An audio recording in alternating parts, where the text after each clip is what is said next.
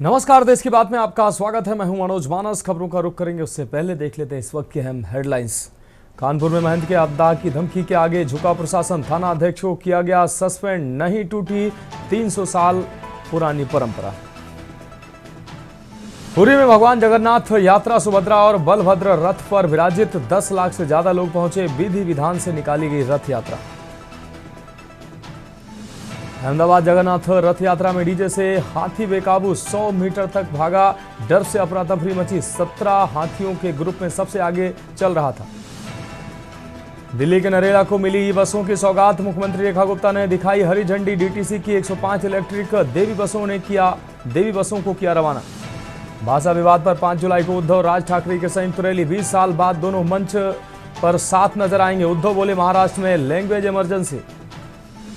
और जम्मू कश्मीर के उधमपुर में एनकाउंटर। एक आतंकी ढेर। 4 आतंकियों का ग्रुप पिछले साल से इलाके में छिपा। दोनों तरफ से फायरिंग जारी। आप देख रहे हैं के न्यूज, खबरों का सारथी।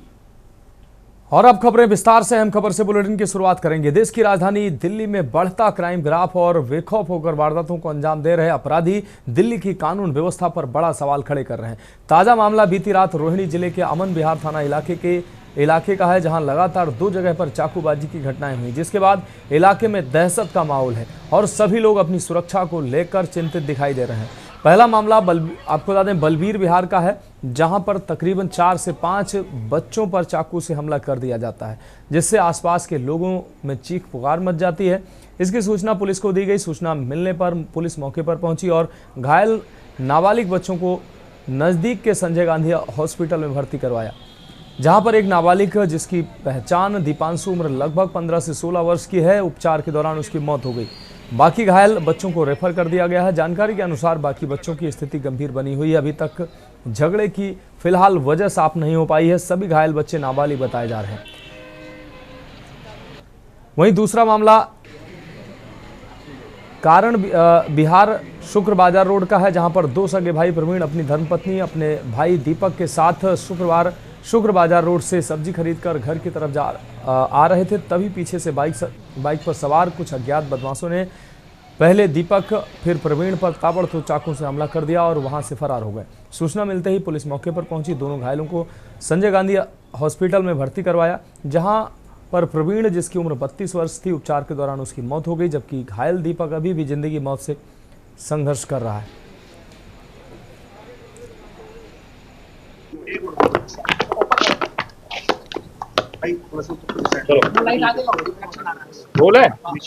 बोले जी। सर क्या नाम है आपका? हकीम अशफाक अहमद। अशफाक साहब, क्या पूरी घटना है, क्या हुआ, एक बार ये बताएं। घटना का तो मुझे पता नहीं चला। बाहर चर्चा थी, क्योंकि पड़ोस में ही मेरा घर है, अरिन क्लेम में। ये बलबीर नगर है, टच में ही है। यहाँ से करीब 100-150 मीटर का फासला हो। क्या पता चला आपको, क्या घटना पता चला? पता चला कि यहाँ कोई झगड़ा हुआ, आपस में चाकू चले, कोई मर्डर हुआ। तो हम एक जिम्मेदार नागरिक होने के नाते इधर आए, देखा, बातचीत की पड़ोस के लोगों से। मैं तो यही पता लगा कि यहाँ पे मतलब झगड़ा फसाद चल रहा था काम, तो मैं इसलिए आया पेपर को देखने।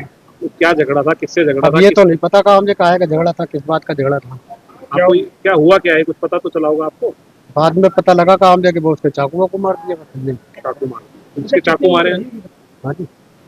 जिसके चाकू मारे कितनी उम्र है? आपस में यार दोस्ती होंगे। अब ये तो नहीं पता कितनी उम्र रहेगा। उम्र लगभग 15-16 साल बताई जा रही है। हम लोग बाजार से आ रहे थे, हमारे घर के पास सामने बाजार लगता है। बढ़ेंगे अगली खबर की और। खबर यमुनानगर से है, जहां जगाधारी रेलवे वर्कशॉप के पास एक व्यक्ति की ट्रेन से कटकर मौत हो गई। जीआरपी प्रभारी सत्यप्रकाश जानकारी मिलते ही सब इंस्पेक्टर बोधराज के साथ मौके पर पहुंचे। थाना प्रभारी ने बताया कि मृतक के दाहिने हाथ पर ओम गुदा हुआ है। उसके अलावा शनाख्त संबंधी कोई चिन्ह कागजात नहीं मिला। जीआरपी ने शव को पोस्टमार्टम के लिए सुरक्षित करा दिया है।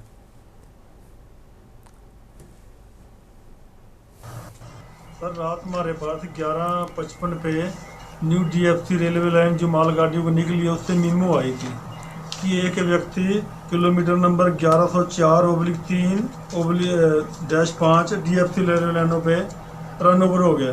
तो हम वहाँ मौके पर पहुँचे थे। मौके पर पहुँचने के बाद हमने उस आदमी की जो रन ओवर हुआ था उसकी तलाशी ली। उसकी तलाशी से कोई ऐसी चीज़ बरामद नहीं हुई जिससे वो मौके पे शिनाख्त हो सके। पिछले पखवाड़े में हमने लगातार, इस हफ्ते की बात कर रहा हूँ, मैंने आरपीएफ पुलिस के साथ ना मिलकर एक अभियान चलाया हुआ है। तो उसमें हम लगातार, कल भी हमने 10 बंदे बंद करे हैं आरपीएफ के हमने, और परसों भी मैंने आरपीएफ से 10 बंदे बंद करवाए हैं। पिछले 3 दिन से मैं लगातार 8-10 आदमी जो ट्रेन के चपेट में आ रहे हैं या फिर जो रेल क्रॉस कर रहे हैं और या कोई दुर्घटना हो जाती है, इसी घटना को बचाने के लिए हम प्रयास कर रहे हैं। कोई रेलिंग वगैरह तो लगी नहीं हुई है, प्लेटफार्म 1, 2, 3 लगातार ही है। लोग एक पे आते हैं तो नीचे से कूद जाते हैं। सर रात हमारे पास 11:55 पे न्यू DFC रेलवे लाइन जो मालगाड़ियों को निकली है उससे मीमो आई थी कि एक व्यक्ति किलोमीटर नंबर 1104/3/5 DFC रेलवे लाइनों पे। बढ़ेंगे अगली खबर की ओर। खबर पटियाला से है, जहां स्वास्थ्य, परिवार कल्याण, चिकित्सा, शिक्षा एवं अनुसंधान मंत्री डॉक्टर बलबीर सिंह ने शहर के रंजीत नगर में डेंगू जांच के विशेष अभियान की शुरुआत कराई। बताया कि डेंगू संक्रमण फैलाने वाला मच्छर ठहरे हुए पानी में शरण लेते हैं, इसलिए मच्छरों की संख्या नियंत्रित रखने को कहीं भी पानी को रुकना नहीं चाहिए। इसके लिए कूलर, छतों पर रखे टायर सहित अन्य स्थानों को पानी हटाना चाहिए। साथ ही संक्रमण वाले सीजन में फुल आस्तीन की शर्ट या कुर्ते आदि पहनने चाहिए।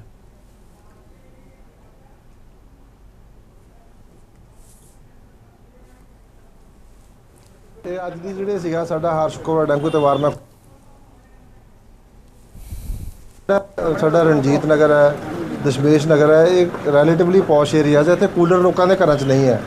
ਲੇਕਿਨ ਇਹਨਾਂ ਨੇ ਕੀ ਕੀਤਾ ਕਿ ਸਾਰੇ ਘਰਾਂ ਦੇ ਬਾਹਰ ਇਹਨਾਂ ਨੇ ਜਿਹੜੇ ਕਟੋਰੇ ਰੱਖਿਆ ਪੰਛੀਆਂ ਵਾਸਤੇ ਔਰ ਜਿਹੜੇ ਡੰਗਰਾਂ ਵਾਸਤੇ ਇੱਦਾਂ ਵੱਡੇ ਇਹਨਾਂ ਨੇ ਜਿਹੜੇ ਹੈਗੇ ਆ ਇਹ ਮਤਲਬ ਡਰਮ ਭਰ ਕੇ ਰੱਖੇ ਹੋਏ ਆ। ਤੇ ਉਹਦੇ ਵਿੱਚ ਨਾ ਬਹੁਤ ਜ਼ਿਆਦਾ ਜਿਹੜਾ ਡੇਂਗੂ ਦਾ ਲਾਰਵਾ ਪੈਦਾ ਹੁੰਦਾ।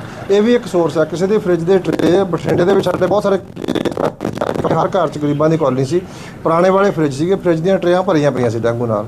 ਤੇ ਪਿੱਛੇ ਜੇ ਮੈਂ ਗੁਰਦਾਸਪੁਰ ਵੀ ਜਾ ਕੇ ਆਇਆ, ਬੜੀ ਜਗ੍ਹਾ ਤੇ ਜਿਹੜਾ ਕੂਲਰ ਹੁੰਦਾ, ਡੈਜ਼ਰਟ ਕੂਲਰ, ਉਹਨਾਂ ਵਿੱਚ ਸਾਰਿਆਂ 'ਚ ਮਿਲਦਾ। ਆ ਜਿਹੜੇ ਪੰਛੀਆਂ ਦੇ ਕਟੋਰੇ ਸਾਰਿਆਂ 'ਚ ਮਿਲਦਾ। ਇੱਕ ਅਸੀਂ ਅੱਜ ਜਿਹੜੀ ਵਰਕਸ਼ਾਪ ਸੀ ਜਿੱਥੇ ਉਹ ਗੱਡੀਆਂ ਧੋਂਦੇ ਆ ਉਹਦੇ ਨੀਚੇ ਬਹੁਤ ਜ਼ਿਆਦਾ ਸੀ, ਜਿੱਥੇ ਵਰਕਸ਼ਾਪਾਂ ਹੈਗੀਆਂ ਉਹਨਾਂ ਦੇ ਵਿੱਚ ਬਹੁਤ ਹੈ। ਜਿਹੜੀਆਂ ਕੰਸਟਰਕਸ਼ਨ ਸਾਈਟਸ ਉੱਥੇ ਪਾਣੀ ਸਟੋਰ ਕਰਦੇ ਆ ਉਹਦੇ ਵਿੱਚ ਬਹੁਤ ਹੈ।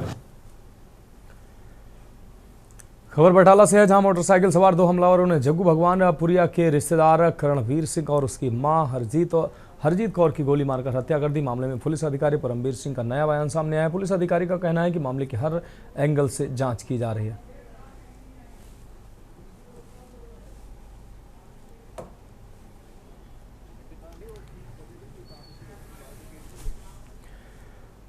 अगली खबर मध्य प्रदेश के रतलाम से है, जहां आज एमपी के मुख्यमंत्री डॉक्टर मोहन यादव ने एमपी राइज 2025 कॉन्क्लेव की शुरुआत की। इस दौरान उन्होंने जहां 21,718 युवाओं को ऑफर लेटर देकर रोजगार से जोड़ा, वहीं दूसरी तरफ 140 औद्योगिक इकाइयों को 425 करोड़ रुपए की वित्तीय सहायता और एमएसएमई सेक्टर की 47 इकाइयों का लोकार्पण एवं भूमि पूजन किया। कॉन्क्लेव में कुल 3,861 करोड़ रुपए की राशि 4 लाख से अधिक हितग्राहियों को सिंगल क्लिक के माध्यम से ट्रांसफर की गई।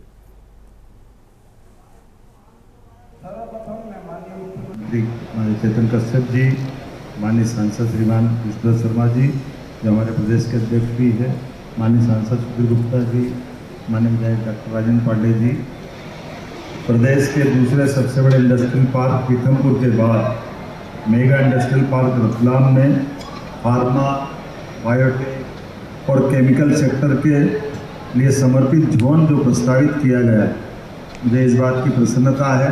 रतलाम जो सेव, साड़ी और सोने के लिए प्रसिद्ध था, अब हमारे लिए प्रशिक्षित मजदूर यानी स्केल और सक्सेस के लिए भी जाना जाएगा। मुझे इस बात को भी बताते हुए हर्ष यशस्वी प्रधानमंत्री ने जो रतलाम के लिए दिल्ली मुंबई एक्सप्रेसवे की जो सौगात दी है और अब रेलवे के लिए भी नागदा के रास्ते से 4 ट्रैक जो मिलने वाले हैं। सुपौल जिले के राघोपुर में नया बाजार स्थित डॉक्टर राजेंद्र पब्लिक स्कूल में आपको बता दें शुक्रवार को एक सम्मान समारोह कार्यक्रम आयोजित किया। कार्यक्रम की अध्यक्षता स्कूल निदेशक रोशन कुमार रसिक ने की है। इस दौरान प्रथम प्रयास में नीट परीक्षा की सफलता हासिल करने पर स्कूल छात्र रहे गौतम कुमार को मिथिला फॉग सॉल के साथ फूलमाला पहनाकर स्वागत किया गया। स्कूल निदेशक रसिक ने कहा कि गौतम की प्रारंभिक शिक्षा इसी स्कूल से हुई है। साथ ही कहा कि अन्य छात्र छात्राओं को गौतम से सीख लेने की जरूरत है। एक स्वर्णिम दिन है।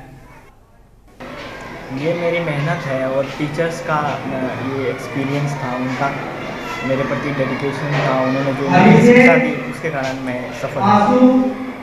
सफलता का श्रेय आप किसको देंगे? मैं सफलता का श्रेय अपने माता पिता, शिक्षक और अपनी मेहनत को देना चाहता हूँ। प्राथमिक शिक्षा आपकी कहाँ हुई है? मेरी प्राथमिक शिक्षा doctor Rajendra public school Raghopur से ही हुई है। आगे आपका क्या योजना, आगे आप क्या करना चाहेंगे? आगे मेडिकल फील्ड में MBBS करना और आगे PG करने का मेरा मकसद है। क्या नाम हुआ आपका? मेरा नाम गौतम कुमार है। अगली खबर जालौन से है, जहां जल जीवन मिशन परियोजना की जमीनी हकीकत जानने के लिए 3 दिन से बुंदेलखंड के अलग अलग गांवों और दलित बस्तियों में जल शक्ति मंत्री स्वतंत्र देव सिंह की अगुवाई में दौरा कर रही टीम शुक्रवार को जालौन पहुंची। जालौन में जल शक्ति मंत्री और प्रमुख सचिव नमामि गंगे अनुराग श्रीवास्तव ने अलग अलग गाँवों और मजरों में पहुंचकर सीधे लोगों से संवाद किया और ग्रामीण इलाकों में जलापूर्ति की जानकारी ली। इस दौरान जल शक्ति मंत्री स्वतंत्र देव सिंह ने कहा कि ललितपुर, झांसी और जालौन में ज्यादातर गाँव में नल से जल की सप्लाई हो रही है। इन तीनों जिलों में औचक निरीक्षण के दौरान अच्छे परिणाम देखने को मिल रहे हैं। जल्द ही बुंदेलखंड के अन्य जिलों चित्रकूट, बांदा, हमीरपुर और महोबा में जल जीवन मिशन परियोजनाओं का औचक निरीक्षण किया जाएगा। इसके बाद सोनभद्र और मिर्जापुर में स्थलीय निरीक्षण होगा। 3 दिवसीय स्थलीय निरीक्षण खत्म करने के बाद जल शक्ति मंत्री ने कहा कि बुंदेलखंड में पहले पानी एक बड़ी समस्या थी।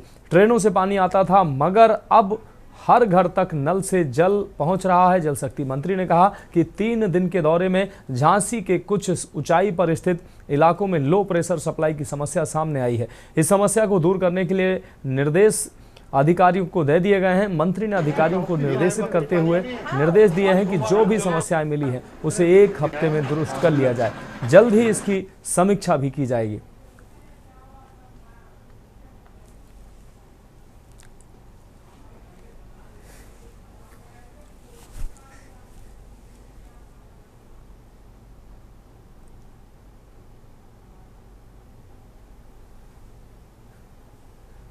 हमारे प्रमुख सचिव माननीय अनुराग जी के नेतृत्व में हमारे राजशेखर जी MD और विभाग रोज साप्ताहिक समीक्षा करता है और आदरणीय मोदी जी का जो सपना है राज्य के अंदर, आदरणीय योगी जी परिश्रम की पराकाष्ठा और पूरा जल जीवन मिशन पर उसका नजर रहता है। एक पानी बहुत बड़ी समस्या थी बुंदेलखंड के लिए, ट्रेनों से पानी आता था और बुंदेलखंड के लिए चुनौती पानी एक तरह का, जीवन भी बदतर स्थिति थी, दूर दूर से पानी भरना पड़ता था, लाना पड़ता था। महिलाएं इसके कारण बीमार होती थीं, दुखी होती थीं। आज कम से कम घर तक जल जीवन मिशन का पानी और टोटी घर तक लगा है और घर तक पानी पहुंच रहा है। हम लोग पिछले इधर 3 दिन से बुंदेलखंड की हकीकत जानने के लिए सत्यता क्या है नीचे जल जीवन मिशन के जो काम नीचे हो रहे हैं, ऐसे ललितपुर जनपद में, झांसी जनपद में, जालौन जनपद में ऐसे 5-5, 6-6 गांव को, 10-10 गांव को चिन्हित करते हैं और एकाएक चिन्हित करते हैं। अभी नहीं, पहले से बताया जाता है कि हर कंपनी के द्वारा जो गांव एडाप्ट किया गया है, जहां पर उनको पानी की सप्लाई करना है सुबह शाम, ऐसे गांव को चिन्हित करके उन गांव में हम लोग भ्रमण करते हैं। मैं 24 को हम लोग प्रमुख सचिव सहित हम लोग और MD हम लोग थे ललितपुर में, कल झांसी में थे, आज जालौन में। ये 3 दिन का मेरा भ्रमण कंप्लीट हुआ है। जो रिपोर्ट क्षण कराई गांव से, पानी तो मिल रहा है लोगों को, लेकिन फिर भी पानी समय से मिले और 1-2 गांव में भी शिकायत आई कि थोड़ा ऊंचाई पर, झांसी में विशेष कर से थोड़ा वहां ऊंचाई पर लोग बसते हैं, तो ऊंचाई पर पानी ठीक ढंग से नहीं पहुंच पाता 4-5 घर, तो ऐसे में शिकायत आई। लेकिन कंपनी के लोगों ने, अधिकारियों के लोगों ने परिश्रम की पराकाष्ठा किया है, जिस पर हम लोग सोचते थे कि नहीं एक समस्या है, लेकिन गांव में पहुंचने के बाद रोडों को भी ठीक कनेक्टिविटी हुआ, रोडों का भी मरम्मत ठीक ढंग से हुआ है और एक तरह का जो नहीं हुआ है उसको भी लोगों ने, गांव वालों ने बताया। तो पहले इसी गांव में, जिस गांव में खड़े हैं, इनको सूचना नहीं था, एकाएक हम लोग आए और इस गांव में आने के बाद घरों में हम लोग जाकर पूछे तो कम से कम अच्छा लगा। लोगों ने कहा पानी आ रहा है, हाँ कभी कभी नहीं आता है, लाइट की समस्या हो जाती है, लेकिन पानी आ रहा है। अब अगला भ्रमण हम लोगों का होगा, डेट तय करेंगे, चित्रकूट, महोबा बांदा और हमीरपुर के लिए, फिर उसके बाद करेंगे सोनभद्र और मिर्जापुर के लिए। ये जो हमारी पहली योजना थी कि इन जनपदों में पानी ठीक ढंग से पहुंचे, और आज आदरणीय मोदी जी का जो सपना था वह सपना साकार हो रहा है नीचे। इसी का आम जन का भी आदरणीय मोदी जी के प्रति, आदरणीय योगी जी के प्रति सम्मान रहता है, और जनता जनार्दन का उनके पीछे खड़े भी रहते हैं। तो उन लोगों को लगता है कि आदरणीय मोदी जी हैं, आदरणीय योगी जी हैं, तभी यह सपना गरीबों का साकार होगा, घर तक पानी पहुंचेगा। इसी को हम लोग देखकर यहाँ भ्रमण के जनता जनार्दन से भी मिलकर अच्छा लगा। किसी गांव में हम लोग 15, 20, 25 गांव दौड़ा किए, किसी गांव में आक्रोश में नहीं देखा। एक तरह था ना, और पहली बार मंत्री भी, राज्य के मंत्री और प्रमुख सचिव और एमडी, हमें नहीं लगता कि गली गली गांव गांव चौपाल तो करते हैं, लेकिन घर घर में जाकर, घर घर में घुस कर बात करना, और सभी लोगों, दलित बस्ती भी, अनुसूचित बस्ती भी, आदिवासी बस्ती भी। हम लोग ललितपुर, हम लोग झांसी में कल गए, आदिवासी बस्ती में गए, घर था, और अनुसूचित बस्ती में वहां पर एक महिला भी मिल गई, अहिरवार महिला थी, बहन थी। वो कही मेरा बेटा सिपाही में नौकरी लगा। मैं पूछा पैसा उसे लगा? उसने कहा 1 रुपया नहीं लगा। तो उस महिला को भी हम लोगों ने सम्मान किया। तो ये स्थितियां निर्मित होंगी। आज आदरणीय योगी जी के नेतृत्व में उत्तर प्रदेश के अंदर एक खुशहाली है। आदरणीय मोदी जी का पूरी योजना है। इसलिए मैं गांव वालों को भी अपने साथ 2 दिन से जो टूर में लगे अधिकारी और नीचे की जो कर्मचारी हैं जिले के, वो भी अच्छा परिश्रम कर रहे हैं, और कंपनी के भी लोग जो काम कर रहे हैं, जो अपना लिए हैं काम, वो भी अच्छा कर रहे हैं। मैं हृदय से उनको शुभकामनाएं, बधाई देता हूं। आगे ही कहता हूं कि किसानों को और गांव वालों को कोई परेशानी न हो, जो भी कमियां उसको दुरुस्त और चुस्त करना चाहिए। अगली खबर अमरोहा से है, जहां पंचायत में दबंगई की लाइव तस्वीरें सामने आई हैं। आपको बता दें, घरेलू विवाद की पंचायत हंगामे में तब्दील हो गई। दबंगों ने युवक के साथ जमकर मारपीट की है। मारपीट की पूरी घटना मोबाइल में कैद हुई है। युवक को लात घूंसों से पीटते नजर आ रहे हैं। दबंग तमाशबीन बने रहे पंचायत में लोग। पीड़ित ने पुलिस को तहरीर दी। जांच शुरू हुई। थाना डिडौली क्षेत्र के सहसपुर अली नगर का ये मामला है।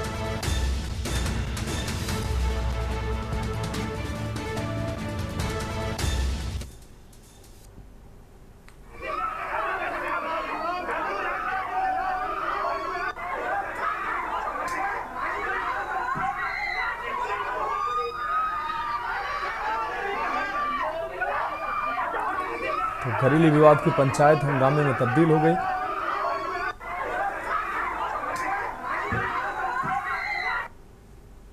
अब बढ़ेंगे अगली खबर की ओर। चंदौली से अगली खबर, जहां डेयरी व्यवसायी से 2 लाख की लूट हुई है। आपको बता दें, पैसा नहीं देने पर असलहे के बल से उसको मारा गया। बुलेट सवार बदमाशों ने लूट की घटना को अंजाम दिया है। घायल का अस्पताल में इलाज जारी है। सूचना के बाद पुलिस की जांच भी जारी है। पुलिस मौके पर पहुंची और जांच में जुटी है। अलीनगर क्षेत्र के आलू मिल के पास का ये पूरा मामला है। घायल का अस्पताल में उपचार जारी है। बुलेट सवार बदमाशों ने लूट की घटना को अंजाम दिया। घायल का अस्पताल में उपचार जारी है।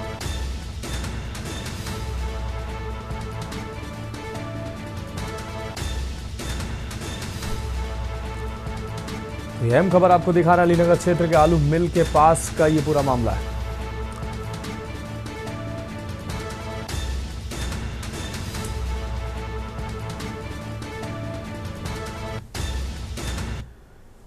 अब बात करेंगे अगली अहम खबर की। निषाद पार्टी के राष्ट्रीय अध्यक्ष व मत्स्य मंत्री डॉक्टर संजय निषाद ने कहा कि जाति जनगणना जरूरी है, ये होनी चाहिए। सर्किट हाउस में मीडिया से बात करते हुए उन्होंने कहा कि वर्ष 2013 में विमुक्ति जनजाति की सारी सुविधाएं मिलती थी, लेकिन कुछ लोग ऐसे हैं जो कहते कुछ हैं और करते कुछ हैं। 2027 में आगामी चुनाव को लेकर मंत्री ने साफ कर दिया कि अगर हमारे पास सेना होगी तभी भाजपा हमको गले लगाएगी। उन्होंने बताया कि जब समाजवादी पार्टी ने दरवाजा बंद कर दिया था, तब भारतीय जनता पार्टी में मैं आया था। अगर भारतीय जनता पार्टी दरवाजा बंद करेगी तो कहीं ना कहीं तो जाना ही पड़ेगा। वहीं इटावा प्रकरण पर मंत्री का कहना है कि पूजा करने का अधिकार सबका है, इसलिए इटावा में जो घटना हुई है वो निंदनीय है। दोषियों के खिलाफ कार्रवाई होनी चाहिए।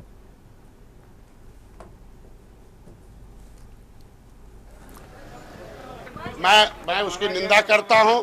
आज के लोकतंत्र में, संविधान में किसी भी प्रकार का कानून हाथ में लेने का हक किसी को नहीं है।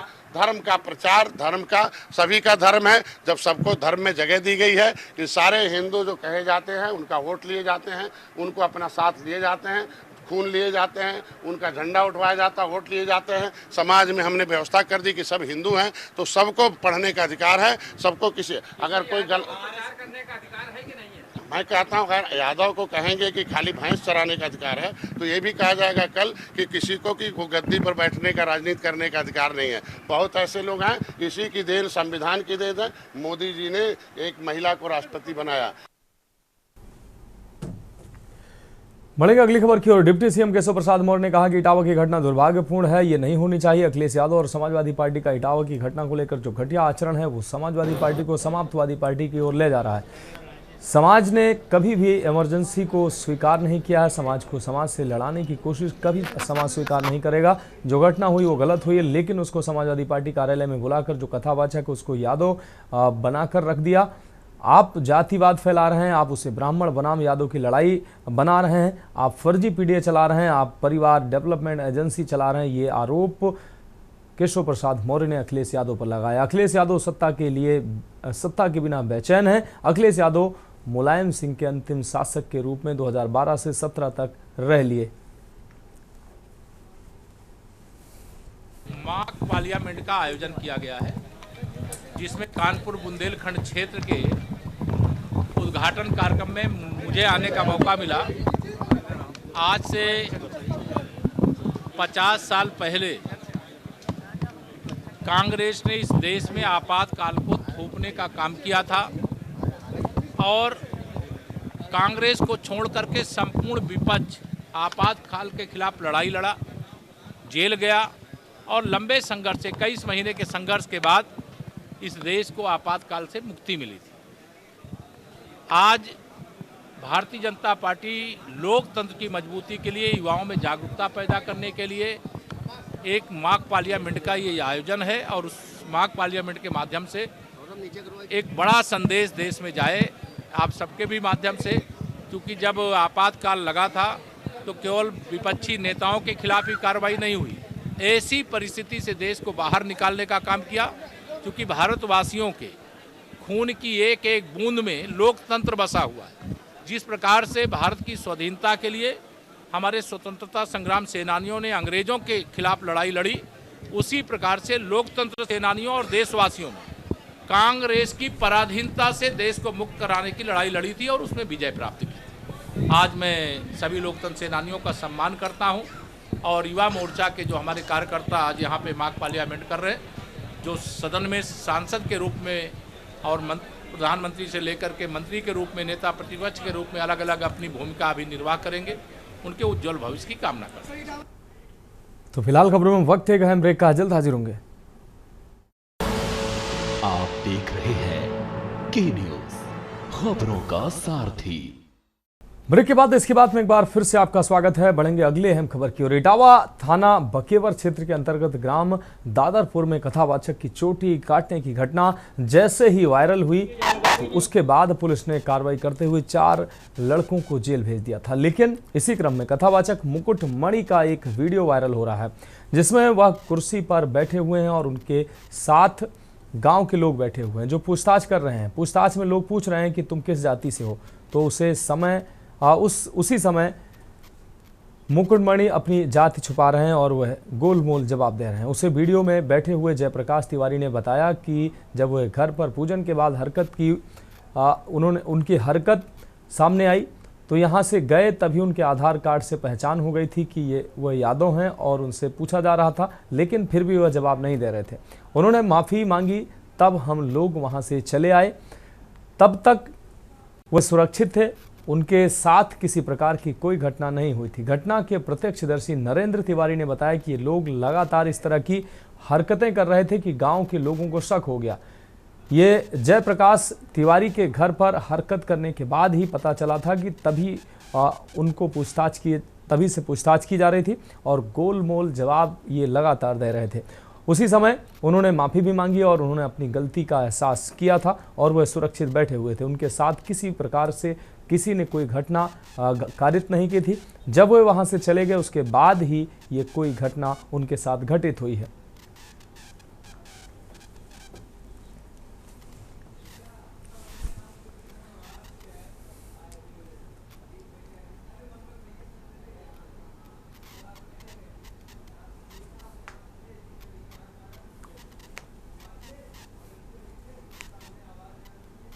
ये जगह नरेंद्र तिवारी की है आपकी। हाँ, और जवाब सवाल तो यही, भोजन पे आए थे आप, उनसे गांव के 10-5 लोग एक साथ होके इधर आए, बोले ये ब्राह्मण नहीं है, यादव है।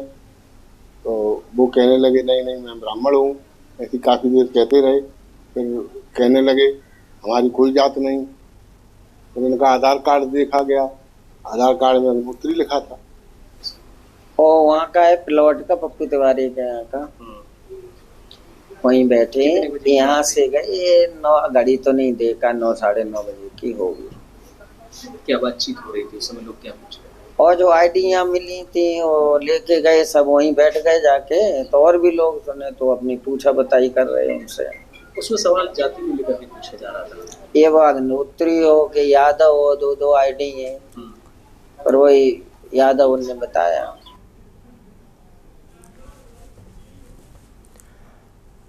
इटावा के दादरपुर में चोटी काटने की घटना में 4 युवकों की गिरफ्तारी पर परिजनों और अधिवक्ता ने पुलिस पर गलत कार्रवाई का आरोप लगाया। अधिवक्ता शिवम तिवारी ने एक नाबालिग को भी गलत उम्र बताकर गिरफ्तार करने का दावा किया। वहीं एसएसपी ब्रजेश श्रीवास्तव ने आरोपों को निराधार बताते हुए गिरफ्तारी को पूरी तरह से सही ठहराया। उन्होंने बताया कि अब तक 19 आरोपी गिरफ्तार हो चुके हैं और कार्रवाई जारी है।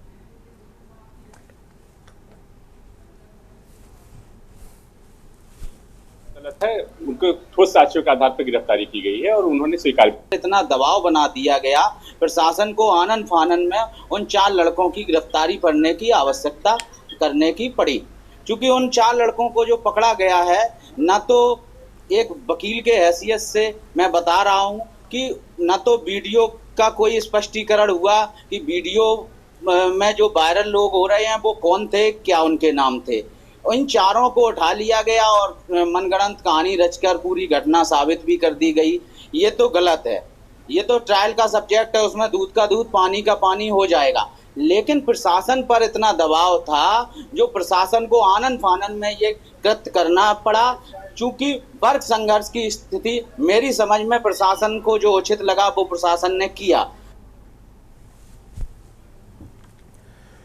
इटावा में यादव कथावाचक से बदसलूकी मामले में स्वामी जितेंद्रानंद महाराज ने के न्यूज इंडिया से बात करते हुए कहा कि संत सिंह यादव को अपना नाम छुपाने की जरूरत क्या थी। उन्होंने ये भी बताया कि पहले बौद्ध कथा करते थे, बौद्ध कथा में कोई यजमान नहीं मिला तो यह भागवत कथा कहने लगे। बयान में यह भी कहा कि कथा के बहाने ये लोग रोजी रोटी तलाशते हैं, इनके सनातन धर्म में आस्था नहीं है।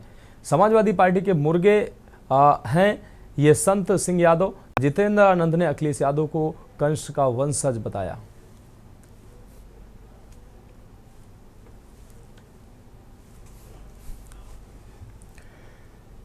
अब बढ़ेंगे अगली खबर की ओर। लखनऊ में आयोजित श्री जगन्नाथ रथ यात्रा महोत्सव में श्रद्धालुओं से सहभागिता कर ऊर्जा एवं आध्यात्मिक शांति की अनुभूति की। भगवान श्री जगन्नाथ, बलराम एवं सुभद्रा माता की रथ यात्रा की कार्यक्रम में शामिल होकर पूज्य संतों एवं श्रद्धालु जनों ने हरिनाम संकीर्तन, सांस्कृतिक आयोजन व कथा का श्रवण परिवार के साथ किया और प्रभु श्री जगन्नाथ का आशीर्वाद प्राप्त किया।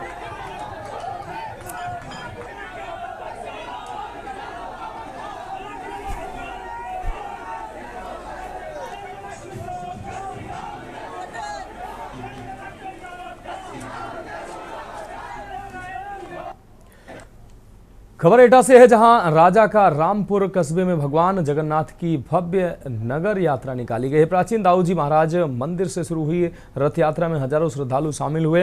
रथ यात्रा डाकघर रोड और मुख्य बाजार होकर बड़ी देवी मंदिर और फिर वापस लौटकर मंदिर पहुंची, जहां समापन किया गया। यात्रा मार्ग पर तकरीबन 1 सैकड़ा स्थानों पर श्रद्धालुओं ने स्टॉल सजाकर उत्साह के साथ प्रसाद वितरण किया।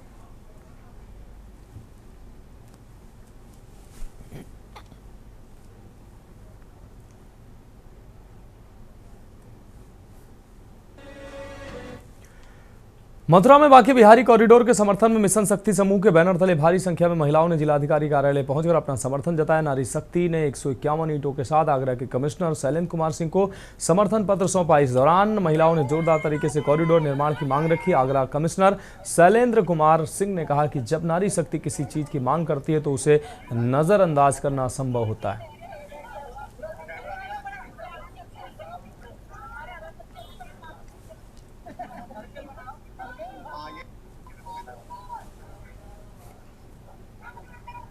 देखिए, निश्चित रूप से आप जानते हैं कि जब नारी शक्ति एक साथ होती है और किसी चीज़ की मांग करती है तो उसको इग्नोर करना असंभव होता है। और आज आप देख रहे हैं कि किस बड़ी संख्या में और किस उत्साह के साथ, न केवल संख्या बल्कि उत्साह। और किस बात का उत्साह? बिहारी जी का कॉरिडोर बने, जिससे हम अपने ठाकुर बांके बिहारी जी के दर्शन बेहतर ढंग से न केवल हम कर पाएँ बल्कि एक अतिथि देवो भव की जो इन लोगों की एक परंपरा रही है, जो इनके मन में भाव है कि जो हमारे देश के विदेश के विभिन्न कोनों से जो हमारे श्रद्धालु जन आते हैं, हमारे अतिथि हैं, उनको बेहतर सुविधाएं उपलब्ध कराना हम सबका दायित्व है। इस भाव से ये लोग यहाँ इकट्ठा हुए हैं, इनकी भावनाएं हम लोगों ने ग्रहण की है। आप सभी लोग जानते हैं कि कॉरिडोर पे सर्वे का काम लगभग पूर्ण हो चुका है। कानपुर शहर के बीचों बीच ऐतिहासिक का पटकापुर नवाब साहब हाते से आलमजरी का निकाला गया जुलूस। इस दौरान अंजुमन रिजविया द्वारा आलमजरी का जुलूस निकाला गया, जो शिवालय से उठकर अंधी बुढ़िया का चौराहा रामनारायण बाजार की गलियों से होता हुआ नवाब साहब के हाते में स्थित महल इमाम बारगाह में जाकर जुलूस का समापन हुआ। ये वो जुलूस है जो नवाबों के दौर से उठाया जा रहा है।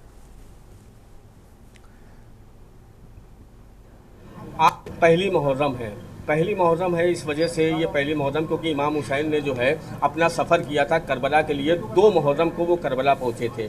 और ये मुहर्रम क्यों मनाया जाता है, किस लिए मनाया जाता है? तो अगर हम इमाम हुसैन के पैगाम को देना चाहें और इमाम हुसैन के पैगाम को पहुँचाना चाहें तो उनका पैगाम ये था कि जुल्म के सामने सर नहीं झुकाना, जुल्म के सामने घुटने नहीं टिकाना, जुल्म से कभी भी कोई दोस्ती नहीं करना। अगर कहीं पर भी कोई जुल्म हो रहा है, किसी के साथ भी जुल्म हो रहा है, तो उस जुल्म के लिए आवाज़ उठानी है और आवाज़ उठानी भी चाहिए, जो इमाम हुसैन अलैहिस्सलाम का पैगाम है कि जुल्म के खिलाफ आवाज़ उठाओ। तो ये एक मुहर्रम की पहली तारीख का जुलूस है और ये वो ऐतिहासिक जुलूस है कि मुहर्रम की पहली तारीख है।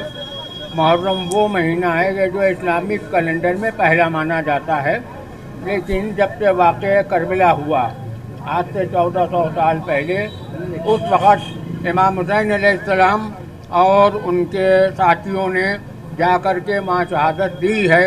और शहादत देने के बाद छोटे छोटे बच्चे जो भूखे प्यासे शहीद हुए, उनकी याद में हम ये ताज़िया रखते हैं, ये अलम उठाते हैं। वो अलम जो वहाँ लेकर के गए थे, वहाँ तो शहीद हुआ, लेकिन आज वही अलम जो है का उसका नाम है, इमाम हुसैन का नाम है। और जिसने शहीद किया यजीद, जो पहला आतंकवादी था इस्लाम के हिसाब से, उसका नाम लेने वाला भी कोई नहीं है।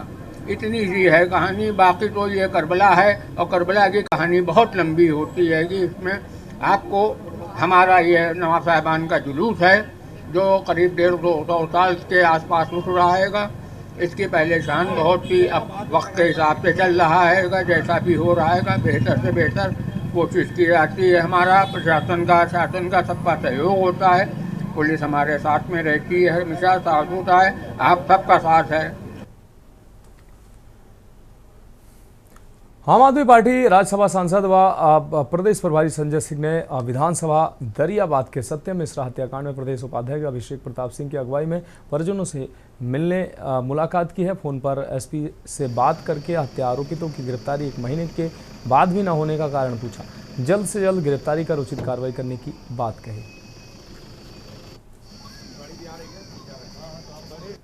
ये बहुत ही दुखद घटना है।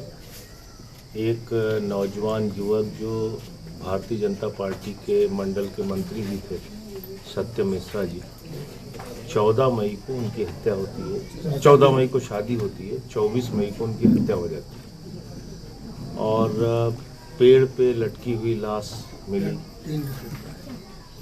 जैसे कि आप कहीं किसी एक ऐसे अराजक देश में ऐसी घटनाएं देखते हैं तो वो हुआ। उसके बाद एफआईआर दर्ज होती है। एफआईआर में जो नामजद अभियुक्त हैं प्रधान जी और उनकी पत्नी, अब तक उनके खिलाफ कोई कार्रवाई नहीं। ऊपर से पुलिस के लोग इनको ही आगे धमकाते हैं कि इसमें कोई कार्रवाई मत करिए। ये लोग गए प्रदर्शन करने विधानसभा के सामने, इनको धमकाया गया, 151 में इनके खिलाफ कार्रवाई करने की धमकी दी गई। खबर गाजियाबाद से है, जहां आईआईए द्वारा आपको बता दें एमएसएमई दिवस समारोह आयोजित कर चयनित उद्यमियों को सम्मानित किया गया है। Indian industry association Ghaziabad chapter द्वारा आयोजित भव्य एमएसएमई दिवस कार्यक्रम में मुख्य अतिथि के रूप में डीएम दीपक मीणा और विशिष्ट अतिथि उपायुक्त उद्योग श्रीनाथ पासवान व आईआईए के राष्ट्रीय अध्यक्ष नीरज सिंघल रहे हैं। और इस दौरान सफल आयोजन की सराहना की। डीएम ने औद्योगिक विकास संबंधी नवाचारों सहित योजनाओं की जानकारी देते हुए एमएसएमई को रीढ़ की हड्डी बताया। आयोजकों द्वारा अतिथियों से चयनित 5 औद्योगिक इकाइयों व 2 युवा उद्यमियों को सम्मानित कराकर चेक भी बंटवाई गई।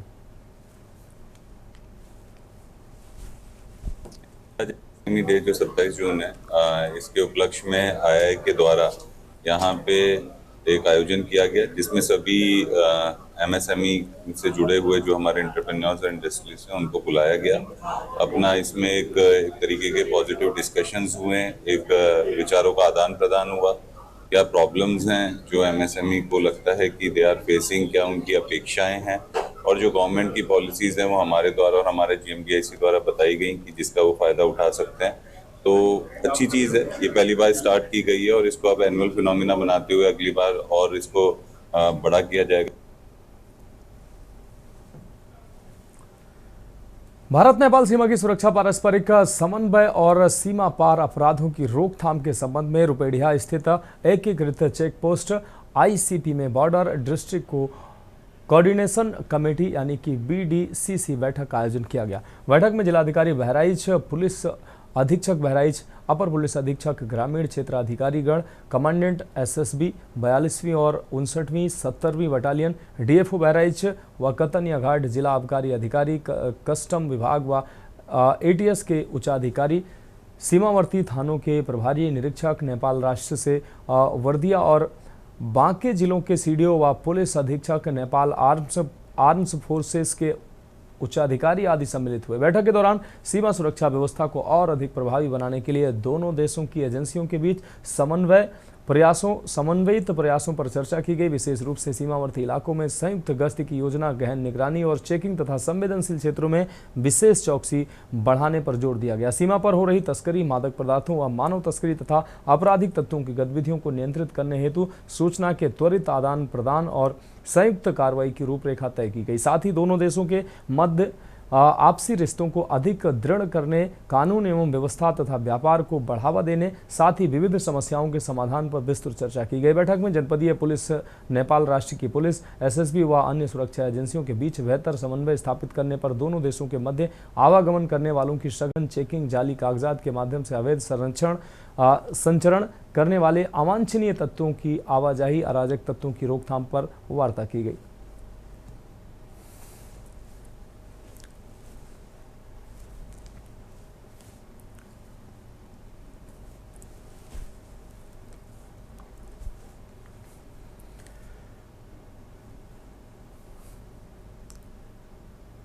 बढ़ेंगे अगली खबर की ओर। सुल्तानपुर गांव से एक 10 साल के मासूम को संदिग्ध हालत में मौत की खबर सामने आई है। युवक का नाम पीयूष बताया जा रहा है। आपको बता दें, भैंस चराने गया था। ये मासूम बहन के साथ लौटते समय लापता हो गया। शाम तक न मिलने पर परिजनों ने गुमशुदगी दर्ज कराई। अगली सुबह 400 मीटर दूर नाले में तैरता शव बरामद हुआ। बताया जा रहा है कि चेहरे पर चोट के निशान मिले हैं। परिवार वालों को हत्या की आशंका है। इस दौरान परिवार में कोहराम मच गया है।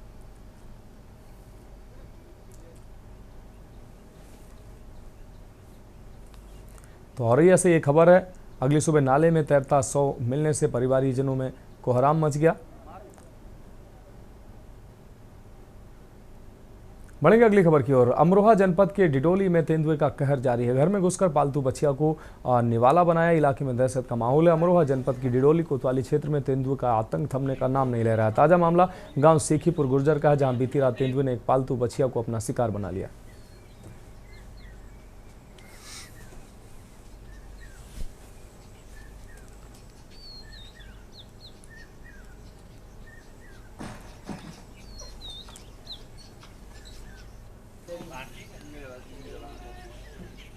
पूरे पूरे दावे हैं, पहले कोशिश करता ना यहीं से मार दे मिनटों में पीछे। शाहजहांपुर के गंगा एक्सप्रेस वे पर लापरवाही की तस्वीर सामने आई है। एक वायरल वीडियो में कुछ युवक बाइक पर खतरनाक स्टंट करते हुए देखे गए। न कोई सुरक्षा उपाय और न ही रफ्तार ऐसी की जिंदगी दांव पर लगी दिखी है। बताया जा रहा है कि यह स्टंट शाहजहांपुर जिले के गंगा एक्सप्रेस वे के उस हिस्से में किया गया जहां कुछ दिन पहले ही भारतीय वायुसेना ने अपनी शक्ति का प्रदर्शन किया था। उस समय हवाई जहाज़ों की लैंडिंग और टेक ऑफ के लिए ये स्थान चर्चा में था। अब वहीं पर कुछ युवक बिना अनुमति और सुरक्षा के सड़क को स्टंट जोन बना बैठे हैं।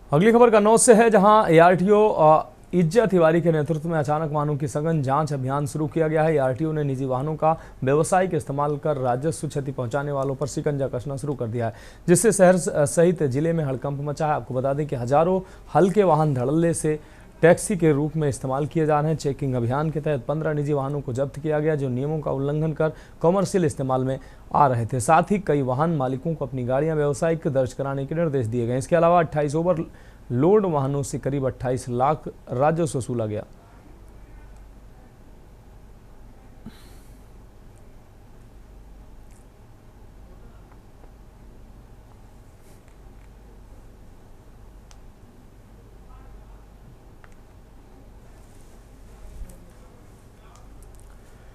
यूपी के हमीरपुर जिले में किसी बात को लेकर एक विवाहित जोड़ा रेलवे स्टेशन जैसे सार्वजनिक स्थान पर आपस में भिड़ गया और एक दूसरे की पिटाई करनी शुरू कर दी और दोनों स्टेशन के बाहर से लड़ते झगड़ते हुए स्टेशन के अंदर पहुंच गए, जहां पर भी दोनों के बीच मारपीट और विवाद जारी रहा। वहीं पति पत्नी के बीच हो रही लड़ाई का किसी ने वीडियो बनाकर सोशल मीडिया पर वायरल कर दिया, जिसके बाद पति पत्नी ने हाई वोल्टेज ड्रामे का वीडियो सोशल मीडिया पर जमकर वायरल हो रहा है, जिसको देखकर लोग तरह तरह की प्रतिक्रियाएं दे रहे हैं।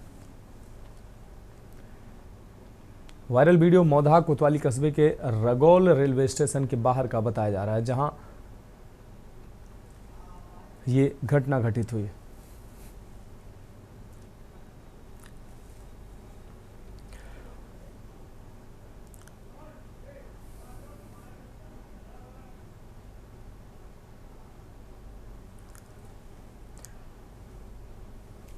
बांदा जिले में केन नदी के किनारे बने तटबंध की हालत खस्ताहाल हो चुकी है। अवैध खनन के कारण तटबंध की पिचिंग टूट चुकी है और मिट्टी चोरी से उसकी मजबूती कम हो गई है।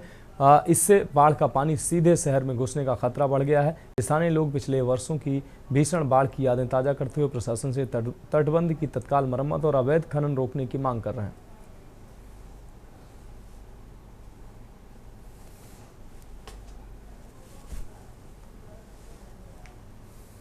जिस प्रकार से जो है तटबंध के दोनों तरफ खनन जो है इस विस्तृत रूप में हो रहा है, तो लगता है कि आने वाले समय में 2005 और 1992 में जिस प्रकार से बाढ़ ने प्रलय लाई थी वो पुनरावृत्ति पुनः होगी और सिंचाई विभाग इसको नज़रअंदाज कर रहा है, इस पर कोई कार्रवाई नहीं। देखिए, जो हालात अभी दिख रहे हैं, जिस तरह से मिट्टी का दोहन किया गया है और जो ये बसपा सरकार में तटबंध बनाया गया था, उसमें इसकी सुरक्षा के लिए नदी साइड पे पिचिंग की गई थी।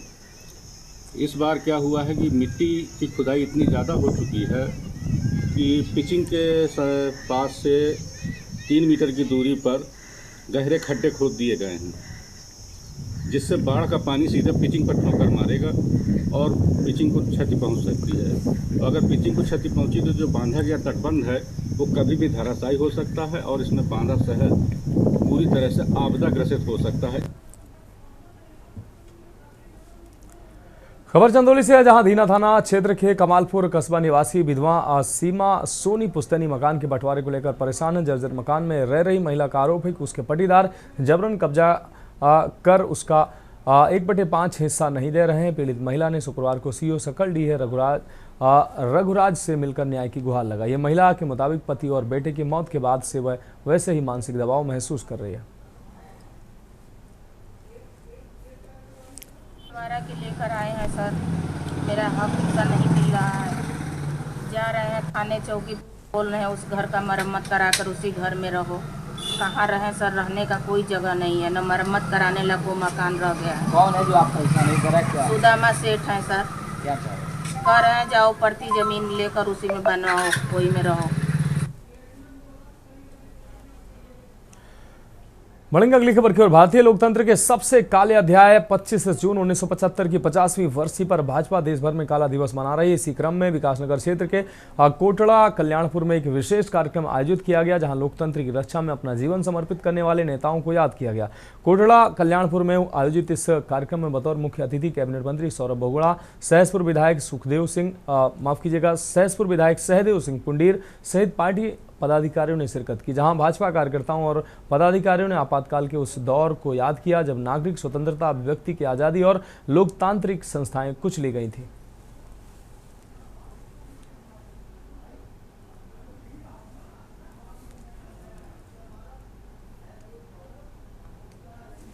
देखिए, आज आपातकाल को 50 साल पूर्ण हो गए। 25 जून 1975 को इस देश में स्वर्गीय इंदिरा गांधी जी के माध्यम से आपातकाल यहाँ पर थोपा गया था और थोपने के कारण बहुत सिंपल थे। देखिए, वो कोई देश को ज़रूरत नहीं थी आपातकाल की, लेकिन क्योंकि ऑनरेबल इलाहाबाद हाई कोर्ट ने उनके चुनाव को रद्द किया था और ये मान के रद्द किया था कि उसमें धांधली करी गई है, सरकारी मशीनरी का इस्तेमाल किया गया है, तो अपने परिवार की राजनीति को बचाने के लिए उन्होंने देश को आपातकाल में झोंका और 1 लाख से ज़्यादा लोगों को रातों रात अरेस्ट करके जेलों में भर दिया गया। चाहे वो पॉलिटिकल लीडर्स रहे हों, चाहे वो टीचर्स रहे हों, चाहे वो स्टूडेंट लीडर्स रहे हों, चाहे वो गर्भवती महिला तक को नहीं बख्शा गया और 10,000 से ज़्यादा लोगों को कहीं ना कहीं आपातकाल में अपनी जान गंवानी पड़ी। 1 करोड़ 10 लाख से ज़्यादा लोगों को जबरदस्ती नसबंदी करके नसबंदी किया गया। हरिद्वार में श्यामपुर थाना क्षेत्र के सज्जनपुर पीली गांव में प्रधान पति और पंचायत सदस्य पति में मारपीट हो गई। यह मामला गांव में नाला निर्माण से जुड़ा है। बताया जा रहा है कि वार्ड मेंबर के पति दीपक कुमार ने नाले के निर्माण को लेकर शिकायत की थी, जिस पर गुस्साए प्रधान पति सुनील कुमार और उसके समर्थकों ने दीपक की पिटाई कर डाली। शिकायत थी कि नाला नियमों के विरुद्ध बनाया जा रहा है। हालांकि मामला पुलिस के पास तक नहीं पहुंचा है और दोनों पक्षों में आपस में ही समझौता कर लिया है।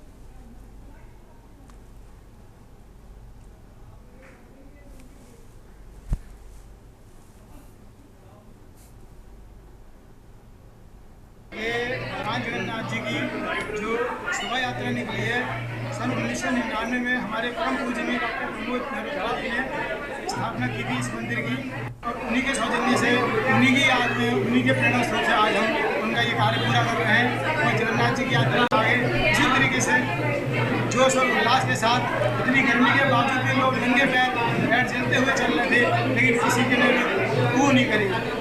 इसीलिए कहते हैं ना, जहाँ श्रद्धा होती है वहाँ आस्था होती है, वहाँ विश्वास होता है, वही जीत होती है।